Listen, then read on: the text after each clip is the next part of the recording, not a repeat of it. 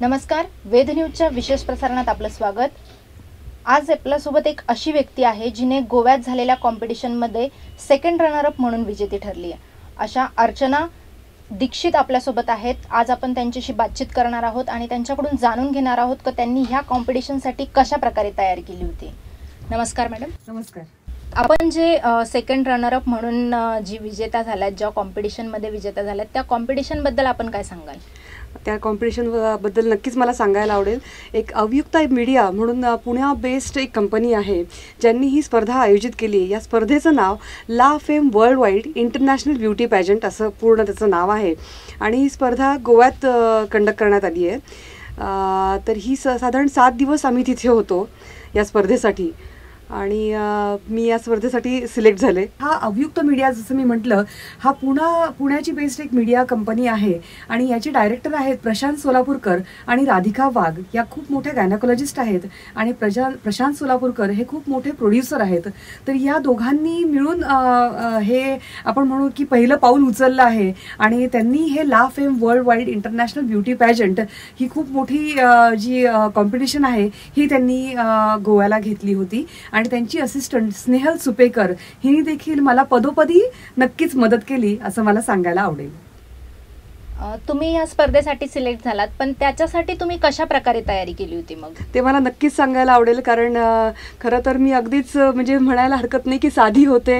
मला बिलकुल म्हणजे मेकअप कसा करावा किंवा आयलायनर सुद्धा कसं लावावं याच्याविषयी पण मला माहिती नव्हती।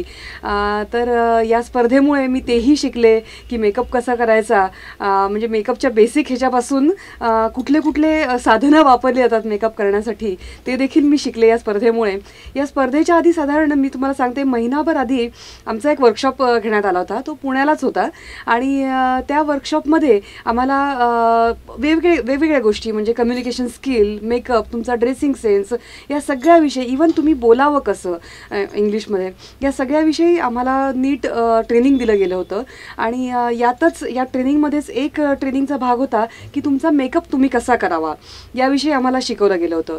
तर म्हणजे मी तुम्हाला सांगते की आयलायनर न लावणारी मुलगी, आणि आता तुम्ही आज बघत आहात मला की बऱ्यापैकी मी आय विल नॉट से की पूर्णपणे मेकअप चांगला करते वगैरे, पण ॲटलिस्ट थोड्या एका लिमिटपर्यंत मेकअप कसा करावा हेही मी या स्पर्धेमुळे करू शकले। म्हणजे माझ्यात या स्पर्धेमुळे खरोखर खूप मोठा बदल घडला आहे, जो की मी म्हणते की पॉझिटिव्ह बदल घडला आहे असं नक्कीच म्हणायला मला आवडेल।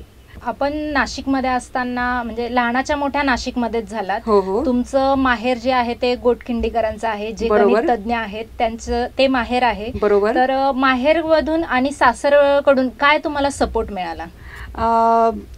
जनरली म्हटलं तर माहेरकडनं तर मला नक्कीच सपोर्ट आहे, पण जनरली असं म्हटलं आता की सासरचे हो म्हणतील की नाही यासाठी, किंवा त्यांची काय रिॲक्शन असेल मी या स्पर्धेत भाग जेव्हा घेईन तेव्हा, तर खरोखर म्हणजे मला ही एक गोष्ट अगदी निक्षून सांगायला आवडेल। माझ्या सासूबाई शोभना दीक्षित आणि सासरे शशिकांत दीक्षित या दोघांनी मला नक्कीच पदोपदी खूप प्रोत्साहन दिलं। म्हणजे अक्षरशः या स्पर्धेत जेव्हा त्यांना कळलं की मी असा भाग घेते आणि या स्पर्धेसाठी मला वेगवेगळ्या प्रकारचे ड्रेसेस घालायला लागतील, वेगवेगळ्या प्रकारचे इव्हनिंग गाऊन्स जे आपण म्हणतो ते घालायला लागतील, तर माझ्या सासूबाईंनी मला खूपच प्रोत्साहन दिलं। त्या म्हणजे मला म्हणतात की तुला हा गाऊन घ्यायचा असेल तर मी तुला हा गाऊन घेऊन देईल आणि तू ह्या स्पर्धेसाठी तुला जी काही तयारी लागेल, जी काही हे असेल, आम्ही तुला पूर्णपणे प्रोत्साहन करू, आणि नुसतंच प्रोत्साहन नाही तर त्यासाठी आमची जी काही मदत हवी असेल ती आम्ही तुला नक्कीच मोठ्या मनाने करू। जे मला खरोखर म्हणजे मला त्यांचं कौतुक करावं तेवढं कमीच आहे माझ्या सासू-सासऱ्यांचं, कारण त्यांच्या प्रोत्साहनामुळेच मी इथपर्यंत पोहोचू शकले असं मला नक्कीच सांगायला आवडेल। ज्या प्रकारे तुम्हाला घरातून प्रोत्साहन मिळालंय, तर जेव्हा ती कॉम्पिटिशन खऱ्या अर्थाने रंगत चढली त्या कॉम्पिटिशनची, तर त्यावेळेसचा अनुभव कसा होता? म्हणजे कॉम्पिटिशन कशा प्रकारे झाली ती? ही कॉम्पिटिशन मला सांगायला आवडेल की ही कॉम्पिटिशन इंटरनॅशनल लेवलला होती, त्यामुळे बाहेरच्या देशातल्याही काही मुली येणार होत्या आणि ही कॉम्पिटिशन म्हणजे मिस किंवा मिसेस या 2 कॅटेगरीजमध्ये ही कॉम्पिटिशन होणार होती। आणि हे जे अवयुक्ता मीडियाचं जे विजन होतं ते खरोखर खूपच चांगलं होतं। त्यांनी इवन शेवटच्या दिवशी जे ॲसिड अटॅक मुली ज्या होत्या त्यांना देखील बोलवलं आणि त्यांनाही प्रोत्साहन देण्यासाठी म्हणून या स्पर्धेच्या शेवटच्या दिवशी त्यांना बोलवलं आणि त्यांना फेलिसिटेट करण्यात आलं होतं त्या तिथे। तर आणि हा 7 दिवसाचा एक प्रोग्राम होता। शेवटचा दिवस हा 7 तारीख 7 एप्रिल आपण म्हणू, गोव्याला डेल्टिन रॉयल नावाचं एक शिप आहे, क्रूज शिप आहे. तर त्या क्रूज शिपवर हा मेन प्रोग्राम होणार होतं, जिथे शेवटचा दिवस होणार होता. पण त्यासाठी 7 दिवस अगोदरपासून आम्हाला वेगवेगळे प्रकारचे ट्रेनिंग देत होते.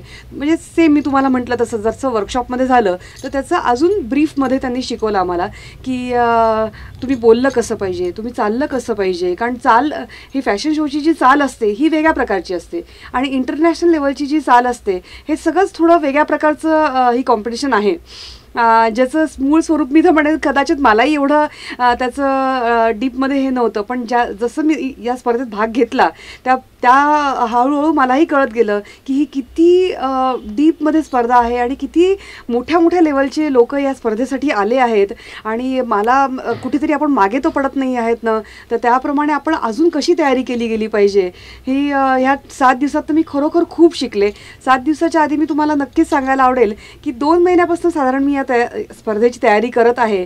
साधारण माझा डाएट प्लॅन मी चेंज केला, थोडंसं वजन नाही म्हटलं तरी थोडंसं कमी केलं आणि त्याच्यानंतर यासाठी मी खूप तयारी केली. माझं बोलणं कसं असलं पाहिजे, इंग्लिश मी जसं तुम्हाला म्हटलं मगाशी, कारण काही शब्द आपल्याला नसतात माहिती, त्यात काही चुकीचं नाही आहे, पण मग ते आपण कसं बोललं केलं पाहिजे, आपले सेंटेन्सेस कसे फॉर्म केले गेले पाहिजे आणि ते प्रभावी कसे असले पाहिजे समोरच्या व्यक्तीसाठी, हे खूप महत्त्वाचं असतं. कारण तुम्ही बोलाल पण त्याचा जर समोरच्याला प्रभावच पडत नसेल तर तुमच्या शब्दांचा किंवा तुमच्या त्या वाक्यांचा समोरच्याला काहीच उपयोग होणार नाही. त्यामुळे तुमचं इंट्रोडक्शन कसं असलं पाहिजे, तुम्हाला जे प्रश्नोत्तरं विचारले जातात या स्पर्धेमध्ये त्या प्रश्नोत्तरांची तुम्ही तयारी कशी करायची यासाठी देखील आम्हाला ट्रेनिंग द्यायला आले होते आणि त्या ट्रेनिंगमुळे आम्हाला खरोखर खूप उपयोग झाला. मॅडम, तुम्हाला आता ह्या ट्रेनिंगचा खूपच उपयोग झालेला आहे असं तुम्ही सांगतायत, पण तुमच्या पुढच्या आयुष्यात पण याचा कसा उपयोग होतोय? पुढच्या आयुष्यात म्हणजे मला नक्कीच सांगायला आवडेल की मी नेव्हल ऑफिसरची बायको आहे आणि आम्ही आत्ता घाटकोपरला बेस्ड आहोत आणि तिथे मी vice president of naval wives welfare association, म्हणजे आमचं जे नवाचं जे असोसिएशन असतं त्याची मी व्हाईस प्रेसिडेंट म्हणून काम करते. तर ही जी ऑर्गनायझेशन आहे ती वुमन वेलफेअर म्हणजे बायकांना प्रोत्साहन देणे किंवा बायकांना पुढे एंटरप्रेन्युअर बनवणं, त्यांच्यात एक बिझनेस माइंड डेव्हलप करणं यासाठी आम्ही काम करतो.